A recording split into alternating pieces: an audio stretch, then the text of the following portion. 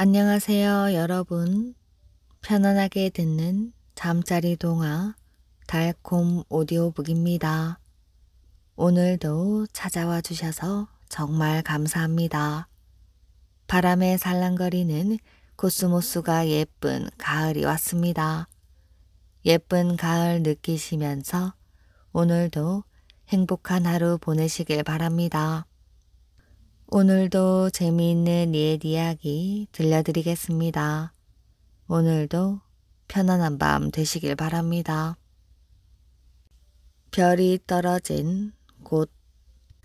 깊은 한밤중 중국 사신이 부지런히 길을 걸어가고 있었답니다. 그런데 경기도 금주군의 한 마을 근처에 왔을 때였지요.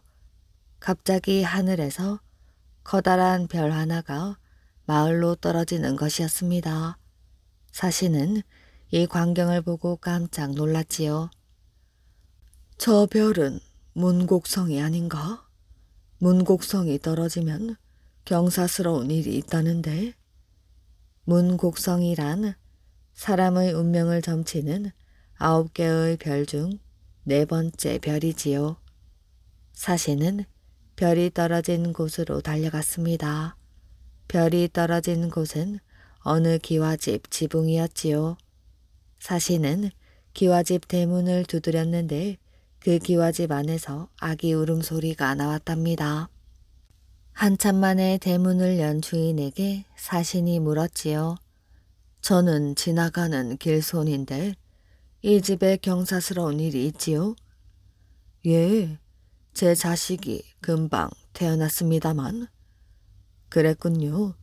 지금 내가 하는 말을 귀담아 들으세요. 그 아기는 이담에 훌륭한 인물이 될 것입니다. 그러니 각별히 신경을 써서 잘 기르시기 바랍니다. 사신은 주인에게 신신당부를 하고는 서둘러 마을을 떠났답니다. 그 아기가 바로 뒷날 위기에 빠진 나라를 구하는 강감찬 장군이었지요. 강감찬 장군의 고향 마을인 서울 봉촌동 일대에는 강감찬 장군이 태어날 때 별이 떨어진 터라고 해서 낙성대라고 불렀답니다. 강감찬 장군의 어릴 적 이름은 은천이지요. 은천은 아버지 강궁진의 사랑을 한 몸에 받으며 무럭무럭 자라났답니다. 은천은 키가 작고 못생겼지만 하나를 가르쳐주면 열을 알 정도로 머리가 영특했지요. 그래서 누구보다 공부를 잘했으며 말타기, 활쏘기, 칼쓰기도 잘해 재주와 지혜가 남달리 뛰어난 신동으로 소문이 자자했답니다. 어느 날 아버지 강궁진이 몹쓸 병에 걸려 세상을 떠났지요. 어머니는 은천이 걸음마를 배울 무렵 여의였기 때문에 은천은 하루아침에 부모 없는 고아 신세가 되고 말았답니다. 그러나 은천은 좌절하지 않았지요. 슬픔을 딛고 일어나 더욱더 열심히 학문과 무술을 배우고 익혔답니다. 강감찬은 35이 되어서야 과거에 장원 급제하여 양주 목사에 임명되었답니다. 당시 양주 땅은 호랑이가 많기로 유명하였지요. 호랑이들은 대낮에도 버젓이 마을에 나타나 가축을 잡아먹거나 사람을 해쳤답니다. 양주 고을 사람들은 호랑이가 무서워 바깥 나들이도 마음대로 할 수가 없었지요. 따라서 고을 전체가 공포감에 휩싸여 있었답니다. 양주 목사로 부임해온 강감찬은 백성들의 이런 사정을 알고는 못된 호랑이들이군. 우리 고장에서 발도 못 붙이게 해야겠구나 하고 마음을 먹었답니다. 그리고는 모든 군졸들에게 도끼와 톱을 가지고 숲으로 모이게 하였지요. 너희들은 이 숲에 있는 나무들을 모조리 베거라. 숲을 평지로 만들어야 한다. 군졸들은 강감찬의 명령에 따라 나무들을 베기 시작해 여러 달 만에 고을을 둘러싼 숲을 평지로 만들어 버렸답니다. 그러자 신기하게도 그 많던 호랑이가 자취를 감추어 버렸지요. 강감찬은 나무를 태워 땅을 일구게 하였답니다. 그리하여 평지에 기름진 논밭이 생겨났는데 그는 그 논밭을 땅 없는 가난한 백성들에게 나누어 주었지요. 지혜롭고 훌륭하신 분이야. 우리 고을에 명사또가 오셨네. 백성들은 모두들 기뻐하며 강감찬을 우러러 보았답니다. 그 뒤 현종 9년 강감찬은 서북면 행령 도통사가 되었답니다. 증손자를 살린 사람. 옛날 어느 마을에 이서구라고 하는 사람이 있었답니다. 이 사람은 학문이 깊고 아는 일이 많아서 앞일까지도 잘 내다보는 사람이었지요. 전라감사를 지내고 늙어서는 우의정까지 지냈지만 청렴 결백하여 집안 살림이 넉넉하지 못하였습니다. 이서구가 죽기 전 이런 유언을 남겼지요. 내가 평생 살면서 자손을 위하여 송곳 하나 꽂을 당도 장만해 주지 못하여 부모 노릇을 못한 것이 유감이다. 그러나 자손을 위하여 비결 서류를 하나 써두었으니 이것을 잘 두었다가 큰 화가 닥치거든 그때에 가서 떼어보거라. 그러기 전에는 절대로 떼어보지 말거라. 이서구가 숨지고 난 뒤 그의 자손들은 그 남겨놓은 비결 서류에 무엇이 쓰여 있는가 한번 보자고 그 서류를 떼어보았답니다. 그랬더니 서류 안에는 큰 화가 닥치기 전에는 절대로 떼어보지 말라고 했는데 왜 급한 화도 당하지 아니했는데 떼어보느냐 하는 글이 쓰여져 있었답니다. 이것을 보고 자손들은 깜짝 놀라서 그대로 두려고 했는데 다른 아들이 이왕 떼어보는 것이니 더 떼어서 보자 했답니다. 그래서 또 떼어보았더니 부모의 유언을 한 번 어긴 것도 큰 잘못인데 이렇게 2번이나 유언을 어기니 다음에 닥치는 큰 화를 면할 수가 없으리라 하고 쓰여 있었답니다. 이렇게까지 자손들이 경망스럽게 할 것까지 미리 알고 써놔서 자손들은 겁도 나고 부모의 유언을 어긴 것을 뉘우치고 그 비결 서류를 그대로 두었답니다. 그 뒤 몇 해가 지났지요. 이서구의 증손자가 무슨 일로 사람을 죽였답니다. 그래서 살인 죄수로서 고양군에 붙잡혀 가서 사형을 받게 되었지요. 그때 가족들은 이서규가 남겨놓은 비결 서류가 생각이 났답니다. 우리 가문에 이보다 더 큰 화가 어디 있겠느냐 하고 그 비결 서류를 꺼내다가 봉지를 떼어 보았지요. 그랬더니 거기에는 이 편지를 그대로 고향 성주에게 드리거라 하고 쓰여져 있었답니다. 이서구의 자손들은 즉시 고향 원님에게 그 봉서를 올리면서 이러이러해가지고 가지고 왔다고 말했답니다. 고향 원님은 이서구라는 양반이 명망 높은 재상이었고 앞일을 잘 아는 분이라는 것을 알고 있었지만 자기에게 글을 보낼 줄은 생각지도 못했답니다. 그런데 이렇게 보내준 편지이기에 받아서 떼어보니 성주이야 모든 관속들은 하나도 남지 말고 모두 동원들 아래로 내려가거라 하는 글이 쓰여져 있었답니다. 원님은 그게 무슨 뜻인지 잘 알 수가 없었지만 거기에 쓰여 있는 대로 모두 동원들 아래로 나가게 하였지요. 그랬더니 벼랑간 동원의 대들보가 부러지며 동원이 무너져 내렸답니다. 사람들이 동원에서 다 나와 있었기 때문에 다친 사람은 하나도 없고 모든 관속들이 무사하였답니다. 원님은 한편으로 놀라고 한편으론 신기하기도 하여서 그 봉서를 또 떼어 보았지요. 그랬더니 거기에는 너희들 목숨을 대들보가 무너진 데서 구해 주었으니 나의 증손자도 살려다오 하는 글이 쓰여 있었답니다. 고향 원님은 이 서구의 비결 서류 때문에 여러 사람의 목숨이 살게 되어서 그 은혜를 갚기 위해서 증손자를 살려야겠다고 하고 살인 죄수를 놔주었답니다. 도둑 잡은 도둑. 조선시대 포도대장으로 이름난 민홍문이라는 사람이 있었답니다. 이 사람은 한때 거지로 도둑의 우두머리를 지낸 일이 있었답니다. 민홍문은 아버지가 일찍 돌아가시자 집안 살림이 무척 어려웠답니다.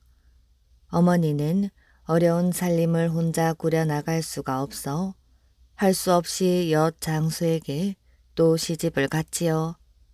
그런데 이 엿 장수도 가난한 집안이라 홍문이는 누룽지 하나 제대로 얻어먹지 못하였지요.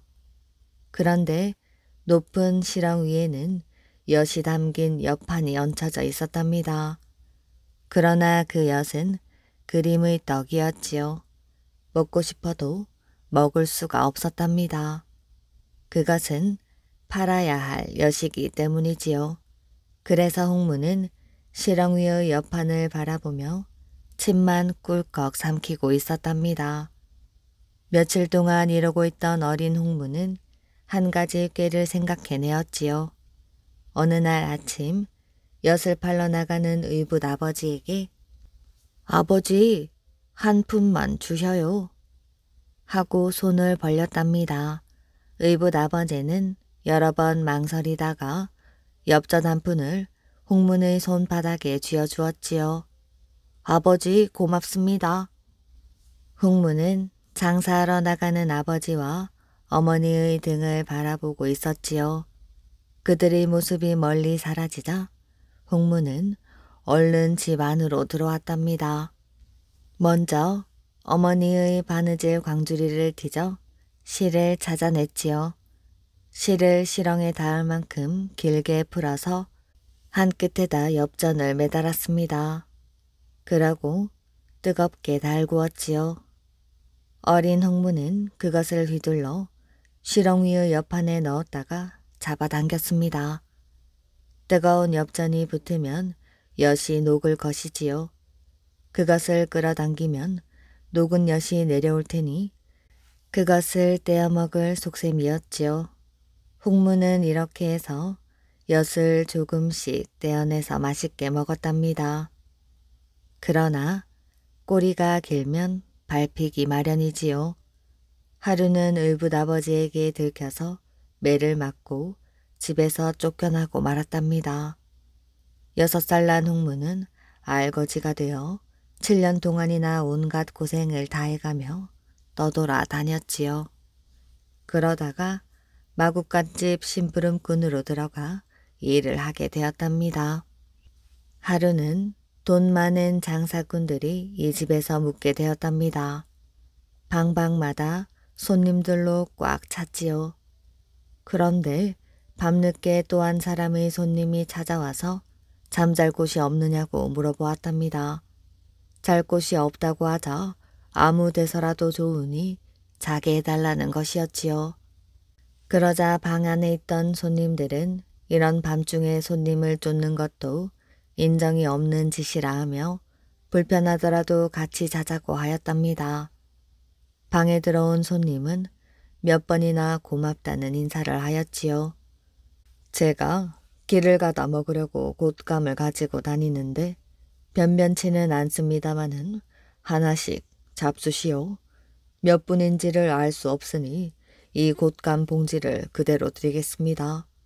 남는 것이 있으면 다시 저에게 돌려주십시오. 장사꾼들이 곶감을 하나씩 먹고는 곶감 봉지를 늦게 온 손님에게 돌려주자 그 사람은 먹는 척만 하고 얼음얼음 하더니 슬그머니 누워버렸답니다. 그러더니 손님이 다 잠든 틈을 타서 살짝 밖으로 빠져나갔답니다. 그런데 돌아오지를 않았지요. 그것을 보고 있던 홍무는 자는 손님들을 깨워 일으켰답니다. 아무래도 손님들께서는 잠시 몸을 피하시는 게 좋을 것 같습니다.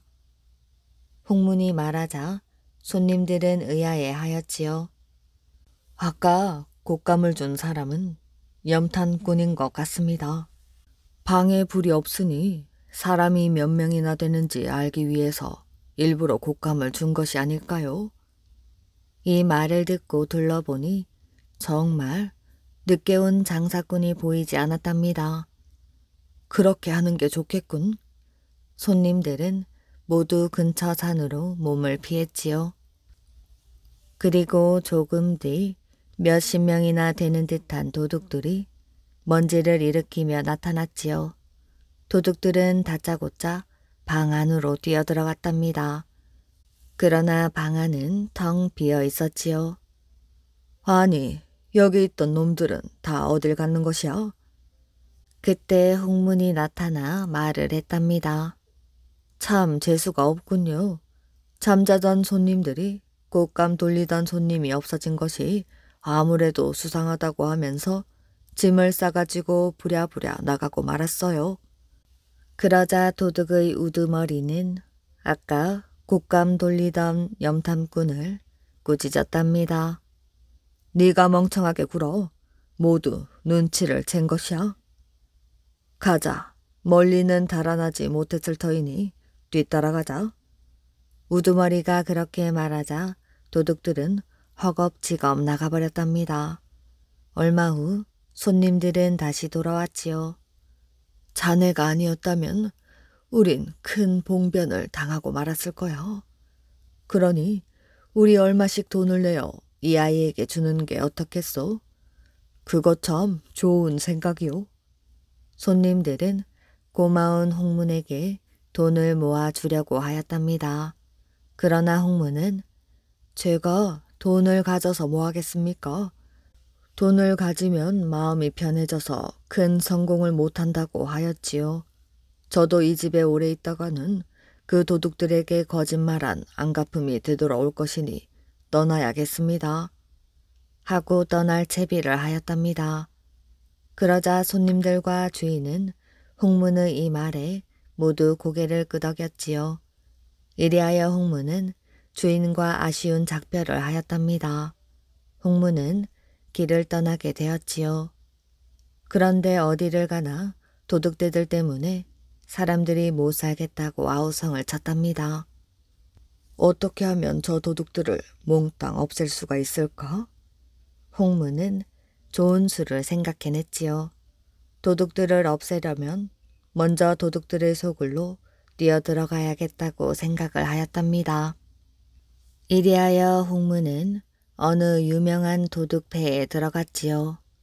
누구보다 꾀가 많은 홍문은 마침내 도둑의 우두머리가 되었답니다. 그러나 홍문은 괴로웠습니다. 도둑을 없애려고 도둑패가 되었는데 이제는 도둑들의 우두머리가 되었으니 참 이상한 인연이었지요. 마침내 홍문은 결심을 하였답니다. 이왕 도둑의 뿌리를 뽑기 위해서 이렇게 된 것이니 부하들에게는 미안한 일이지만 나라에 공을 세울 수밖에 없다. 벼슬을 얻은 다음에는 포도대장이 되어 도둑들을 모두 어진 백성으로 만들면 뇌 죄도 용서받을 수 있겠지. 홍문은 어느 날 도둑들을 모두 한자리에 모았답니다. 그대들은 지금부터 사내가 칡넝쿨을 20발씩만 해오너라. 도둑들은 우두머리가 언제나 이상한 짓을 잘했기 때문에 이번에도 무슨 좋은 일이 있을 거라고 생각하며 칡넝쿨을 캐왔답니다. 홍문은 마음속으로 빙그레 웃었지요. 우리들이 오랫동안 도둑질을 해왔으니 이제 관가에 잡혀갈지 모르지 않느냐? 오늘은 아무리 관가에 사람들이 꽁꽁 묶어도 손쉽게 풀고 달아날 수 있는 재주를 가르쳐 주겠다. 그러니 그대들은 지금부터 서로 힘껏 묶어보아라. 아무리 힘껏 묶어도 나는 눈 깜짝할 사이에 풀 수 있는 재주를 알고 있지. 우두머리가 이렇게 말하자 도둑들은 우리 우두머리는 정말 좋은 재주를 가지고 있구나. 그러니 우두머리지. 재주를 잘 익히고 있으니. 이런 말을 주고받으면서 서로 몸을 꽁꽁 묶었답니다. 맨 마지막으로 묶이지 않은 사람은 홍문을 묶어주었지요. 이왕에 이렇게 묶었으니 정말 읍내포교를 꿰어서 그대들을 끌고 가는 도중에 풀고 달아나는 것을 실제로 해보자. 그게 어떻겠느냐? 이대로 풀면 아무 재미도 없을 것이니. 이렇게 말하고 홍문은 곧장 관가로 갔습니다. 이 공으로 홍문은 훗날 포도대장까지 되어 나라 안의 도둑들을 모조리 잡아 큰 공을 세웠다고 합니다. 눈먼 장님과 눈뜬 사람. 옛날 어느 마을에 눈먼 장님과 눈뜬 사람과 이웃에 살았답니다. 그런데 눈뜬 사람 성질이 고약하였지요. 두 집 논이 서로 딱 붙어 있어서 도랑 하나로 두 집 논에 물을 대었지요. 그러니 한쪽 물꼬를 막아버리면 다른 쪽 논에 물이 들어갑니다. 그런데 눈뜬 사람이 눈먼 사람네 논에 물을 주지 않았지요.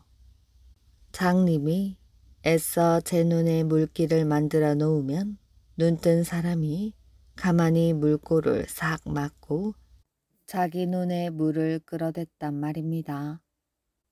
장님이 어렵게 물을 대놓으면 계속 빼내어 가고 하니 환장할 노릇이었지요. 앞이 보이지 않으니 뻔히 알면서도 당할 수밖에 없었답니다. 그뿐만이 아니었지요. 장님네 집에 놀러 오는 척하고 와서 갈 때는 꼭 무슨 물건이든지 하나씩 집어가는 것이었습니다.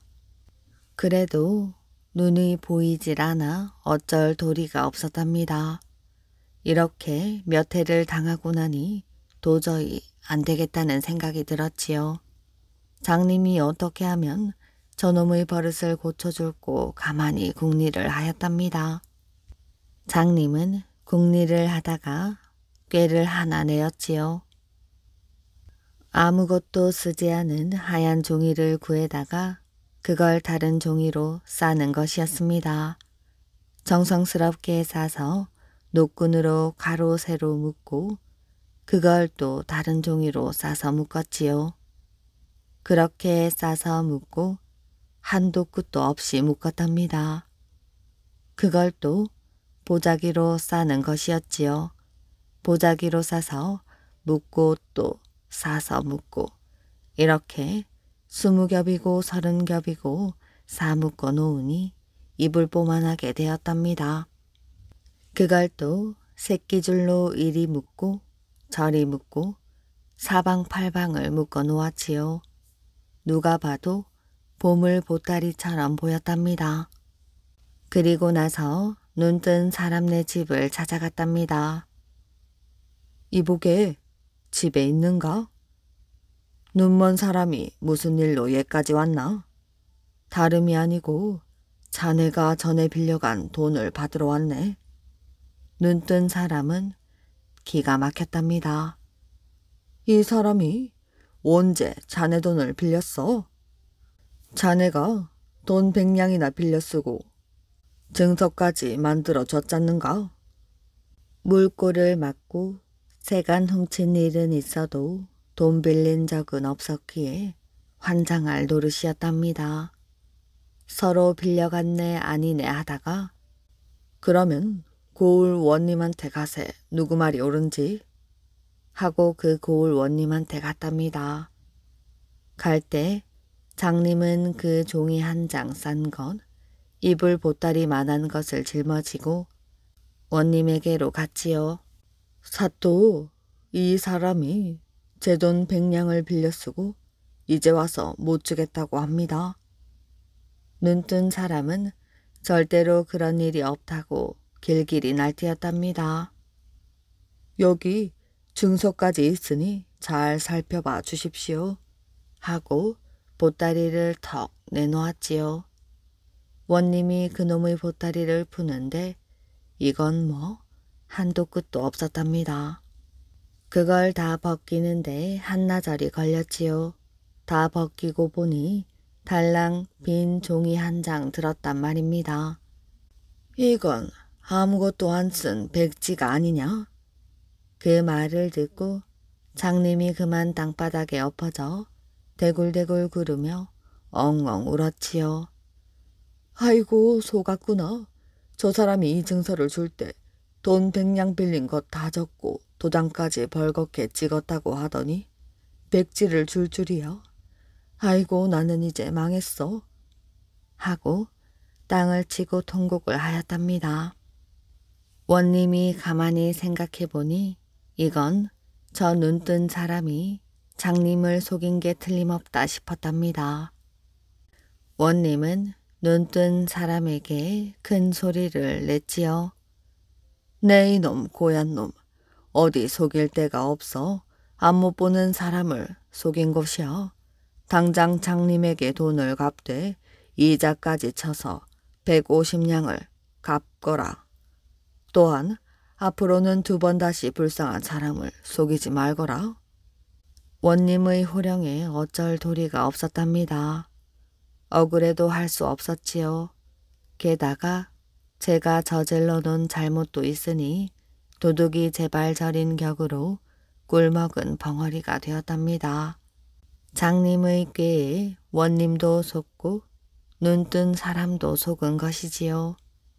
그때 장님이 눈뜬 사람을 가만히 찾아가서는 자네가 그동안 몰래 가져간 물건이나 되돌려주고 우리 눈에 물고만 가만히 놔둔다면 내 그 빚을 몽땅 탕감해 줌세. 그러니 딴말 말게. 장님은 잃은 물건을 도로 찾고 농사도 잘 짓고 눈뜬 사람 버릇도 고쳐서 잘 살았다고 합니다. 바뀐 사돈. 옛날에 한 사람이 장에 소를 팔러 갔답니다. 황소를 팔아가지고 암소로 바꿔오려고 갔던 것이지요. 소를 끌고 장에 나갔다가 사돈을 만났지요. 그런데 저쪽 사돈도 소를 팔러 왔는데 거기는 암소를 팔아 황소로 바꿔가려고 하였답니다. 사돈, 마침 잘 됐소. 소 팔고 자시고 할 것 없이 우리끼리 소를 바꿉시다. 아, 그럼 좋지요. 그래서 둘이 소를 바꾸었답니다. 황소 끌고 간 사돈은 황소 주고 암소 받고, 암소 끌고 간 사돈은 암소 주고 황소 받고 이렇게 되었지요. 소를 잘 바꾸었으니 둘이서 주막에 가서 느긋하게 한 잔을 하였답니다. 사돈, 내 술잔을 받으시오. 아이, 내 술도 받으시오. 사돈끼리 주거니 받거니 하다가 날이 저물었답니다. 날이 저물어도 보통으로 저문 게 아니고 아주 캄캄해졌지요. 집에 가기는 가야겠는데 둘 다 술이 많이 취해서 걸어갈 수가 없었답니다. 그래서 아예 소를 타고 가기로 하였지요. 황소 끌고 온 사돈은 암소 타고, 암소 끌고 온 사돈은 황소 타고 이렇게 해서 집에 갔답니다. 그런데 이 소들이 자기 팔린 것은 모르고 전에처럼 제 집으로 갔지요. 소 등에 탄 사람들은 캄캄한 밤중에 소가 어디로 가는지 알 길이 없었답니다. 둘 다 제 집으로 가지 않고 사돈네 집으로 간 것이지요. 캄캄한 밤중 소를 타고 가니 그 집 식구들도 다 저희 집 가장이 온 줄 알지 설마 사돈이 온 줄은 꿈에도 몰랐답니다. 얘들아, 너희 아버지 잔뜩 취하셨네. 어서 안방으로 모셔라. 안방으로 떠밀어 넣으니 그냥 들어가 고꾸러져 자는 것이었지요. 정신없이 자다가 새벽녘이나 되어서 정신을 딱 차려보니 아무래도 이상한 생각이 들었지요. 그래서 가만히 일어나 옆을 이렇게 넘겨다 보니 제 마누라가 자고 있어야 할 자리에 사돈 마누라가 자고 있는 게 아니겠어요? 아이고, 이거 큰일 났구먼. 살금살금 일어나서 옷도 제대로 못 챙겨 입고 그냥 도망을 갔답니다. 날 받기 전에 집에 가야겠다고 부지런히 걷는데 얼마만큼 가다 보니 저쪽에서 사돈이 꽁무니가 빠지게 달려오고 있었답니다. 사돈, 이게 어찌 된 일이오? 글쎄올시다. 이게 어찌 된 일이오? 서로 가만히 쳐다보고 있다가 나는 그냥 곱게 잤소. 나도 그냥 곱게 잤소. 그럼 됐소. 어서 가시오. 잘 가시오. 하고서 제 갈 길로 갔답니다. 한참 가다가 딱 돌아서 보았지요. 사돈, 왜 그러시오? 오늘 일일랑 입 밖에도 내지 마시오.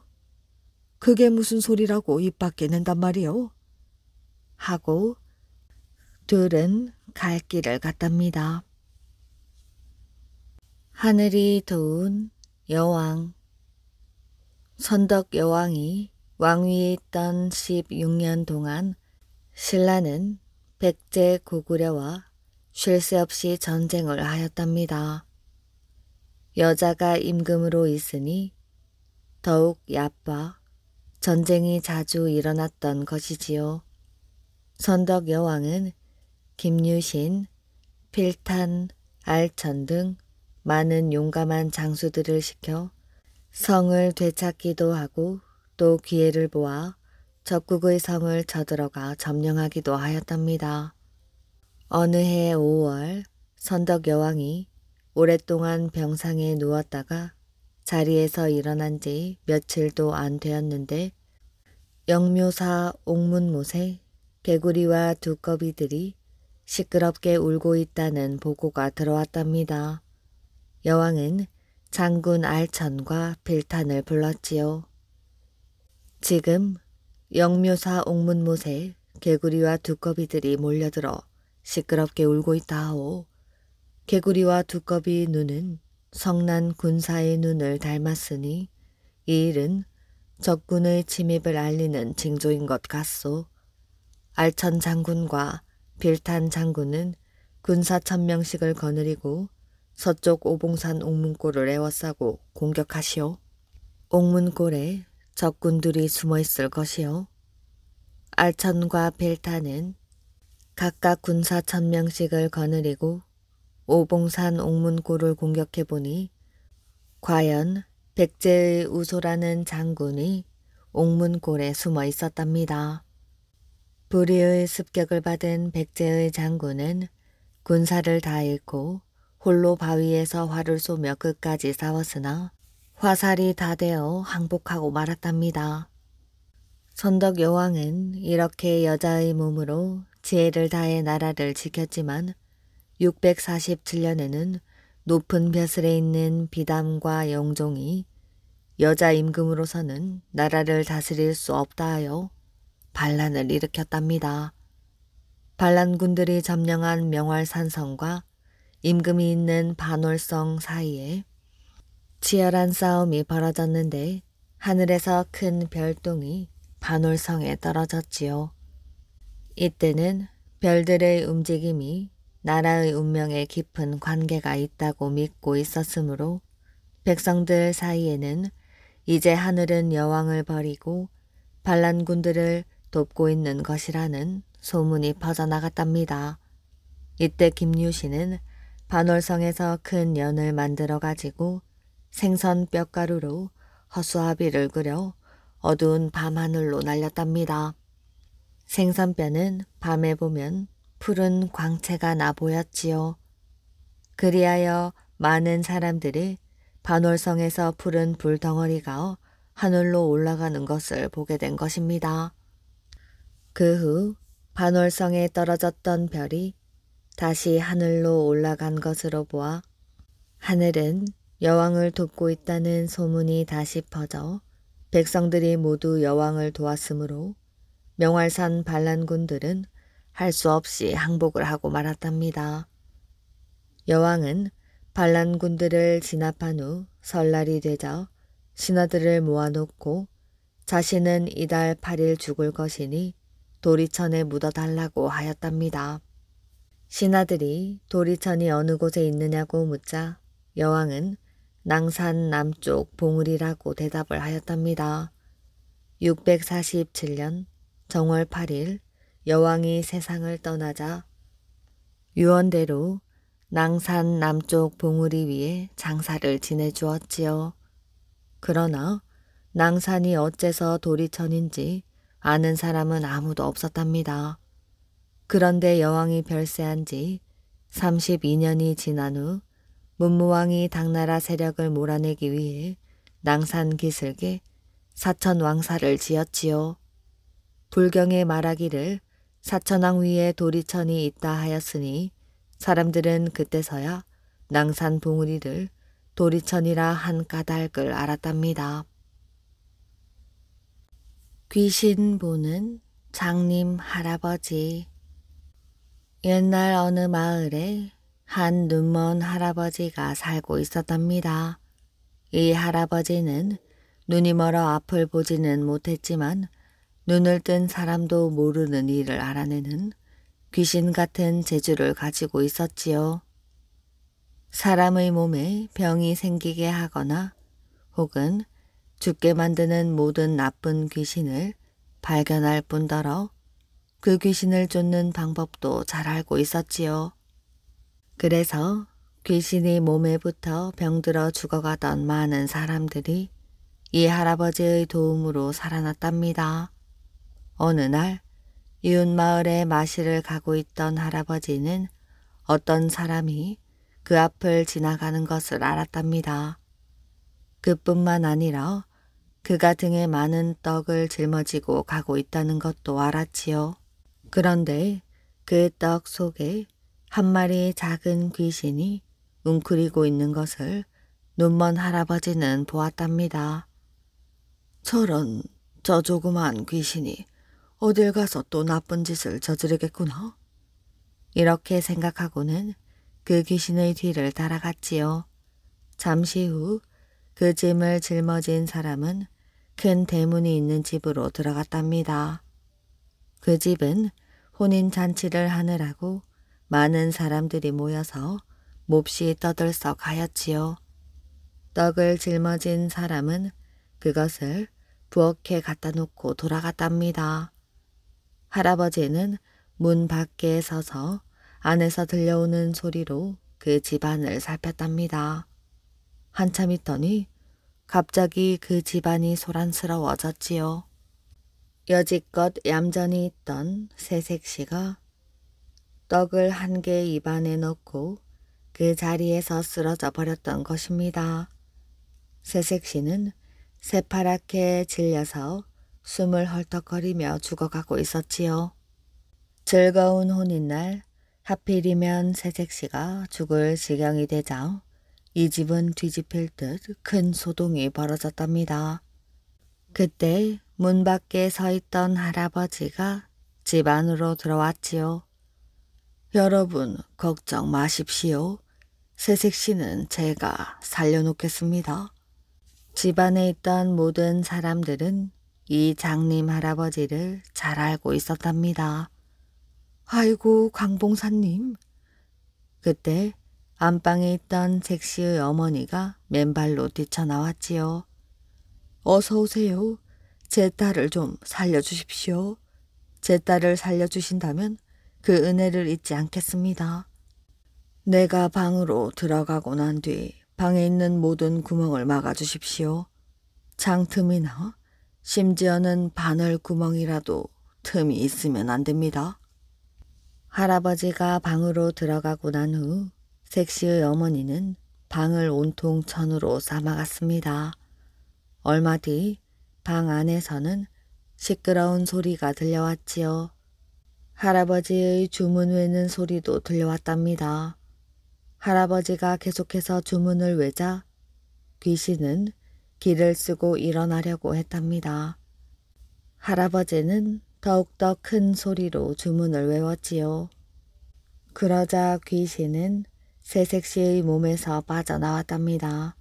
그러고는 달아날 구멍을 찾아 방 안 여기저기를 도망 다녔지요. 그때 이 집에 있던 한 어린 하녀가 안방에서 일어나는 일이 몹시 궁금하여 살금살금 창틈으로 다가갔답니다. 그러고는 손가락에 침을 묻혀 종이문에 구멍을 냈답니다. 그러자 귀신은 그 틈새로 도망가 버리고 말았지요. 그 사이에 색시는 정신을 차리고 숨을 돌렸답니다. 그러나 할아버지는 얼굴이 하얗게 변하더니 혼자 중얼거렸지요. 큰일 났구만. 조금만 더 있으면 귀신이 죽는 것인데 살아서 도망을 갔으니 복수를 하러 오겠구나. 이제 내 목숨도 얼마 남지 않았구나. 할아버지는 몹시 겁을 먹고 감사의 담내도 부리치고 황급히 집으로 돌아왔답니다. 이 일이 있고 난 후 할아버지의 이름은 더 널리 퍼졌지요. 어느 날 임금께서 이 소문을 들으시고 생각을 하였답니다. 한 치 앞도 못 보는 장님이 어떻게 귀신을 본단 말인가? 이건 요술을 부려 사람 눈을 속이는 것일 것이야. 그리하여 임금은 눈먼 할아버지를 불러들였답니다. 임금님은 준비해 놓은 쥐 한 마리를 동 안에 넣어 할아버지 앞에 놓았지요. 이것이 무엇인지 한번 맞춰보아라. 그러자 할아버지는 그 안에는 3마리의 쥐가 있습니다. 하고 대답을 하였지요. 망설이는 기색도 없이 선뜻 알아맞히자 임금은 놀라워하였답니다. 쥐는 틀림없는데 3마리가 웬 말이냐? 예, 3마리가 틀림없습니다. 이놈, 여기 있는 것은 눈뜬 내 눈에도 1마리뿐인데 네 놈이 어찌하여 3마리라고 우기는 것이야? 여봐라, 이 영감은 여지껏 많은 백성들을 속여왔고 또 내 앞에서까지 나를 속이려 하고 있다. 당장 이놈의 목을 치거라. 그런데 임금님은 다시 한번 생각을 해보았지요. 그 할아범이 쥐를 금방 알아맞히는 것을 보면 귀신을 본다는 것도 순 엉터리는 아닌 모양이군. 그런 생각을 하다가 문득 떠오르는 생각이 있어서 신하를 시켜 쥐의 배를 갈라보게 하였답니다. 조금 있자 신하가 아뢰었지요. 쥐의 배를 갈라보았더니 새끼를 2마리나 뵌 놈이었습니다. 그 할아버지가 보통 사람이 아니구나. 그렇다면 이거 큰일 났군. 그렇게 생각하며 임금님은 곧바로 형을 중단하라는 명령을 내렸습니다. 그 명령이 전해지자 신하들 중 한 사람이 형을 취소하라는 신호를 보내려고 성벽 위에 올라가서 깃발을 오른쪽으로 흔들었답니다. 사형을 집행하기 바로 전 이 깃발이 오른쪽으로 기울어져 있으면 형을 중단하라는 신호이고 왼쪽으로 기울어져 있으면 형을 진행하라는 신호였답니다. 바람 한 점 없는 조용한 날씨였습니다. 그런데 그때 갑자기 세찬 바람이 불어와 깃발이 왼쪽으로 쓰러졌지요. 신하는 계속 힘을 주어 오른쪽으로 잡아당기는데 웬일인지 그 깃발은 왼쪽으로만 쓰러지는 것이었습니다. 그러는 사이 할아버지는 기어이 목을 베이고 말았답니다. 그 바람은 언젠가 할아버지에게 혼이 나서 도망쳐버린 나쁜 귀신이었던 것입니다. 꿈을 산 왕비. 무열왕의 왕비 문명황후는 김유신의 작은 누이로 어릴 때 이름은 문희였지요. 어느 날 큰 누이 보이가 선도산 위에서 소변을 보았더니 서울 장안이 모두 물에 잠겨버리는 무서운 꿈을 꾸었답니다. 슬기로운 두 눈을 깜빡거리며 꿈 이야기를 듣고 있던 동생 문희는 언니에게 그 꿈을 팔라고 했지요. 꿈을 어떻게 팔 수 있니? 그 진절머리 나는 무서운 꿈이 나는 싫으니 네가 가질 수 있거든. 거저 가지렴. 언니는 대수롭지 않게 대답을 했답니다. 그러나 동생 문희는 거저 가지면 확실히 내 것이 안 되니 언니는 꿈값을 받아야 해요. 하면서 가장 값비싼 비단 치마를 억지로 언니에게 주고 그 꿈을 샀답니다. 그 후 정월 대보름날이 되었지요. 김유신은 친한 벗 김춘추를 초대하여 공치기로 명절을 즐겼답니다. 그런데 김유신의 발에 밟힌 김춘추의 옷고름이 뚜둑 소리와 함께 떨어지고 말았지요. 당황한 김유신은 보이를 불러서 김춘추의 옷고름을 달아드리라고 말을 했답니다. 아무리 그래도 외간 남자이온데 다 큰 처녀가 어찌 그 앞으로 나간단 말입니까? 하며 보이는 오빠를 향해 눈을 흘기고 방 안으로 깊이 숨어 버렸답니다. 옷고름이 불어헤쳐진 채 난처하게 서 있는 왕촌 김춘추를 보기가 송구스러워 김유신은 다시 둘째 동생 문희에게 사정을 하였지요. 문희는 사양하지 않고 반지꼬리를 두 손에 받쳐 들고는 사뿐사뿐 걸어 나와 귀공자 앞에 섰답니다. 비단 고름을 손에 들고 옷섭에 댈 때 가냘픈 손은 바들바들 떨고 있었지요. 문희는 새빨개진 얼굴이 행여 보일까 고개를 옆으로 돌리고 말았답니다. 서로가 외면하고 서 있었지만 호기심에 살짝 훔쳐본다는 것이 그만 두 눈이 딱 마주치고 말았답니다. 이러한 인연으로 두 사람 사이에는 사랑이 싹터 김춘추는 그 후부터 김유신 집에 자주 드나들게 되었으며 문희는 아기를 가지게 되었답니다. 당시 신라의 풍습은 부모의 승낙 없이 아기를 베게 되면 화형을 받아야만 하였지요. 자신의 잘못으로 동생이 죽어야 한다고 생각하는 김유신의 고민은 커져갔습니다.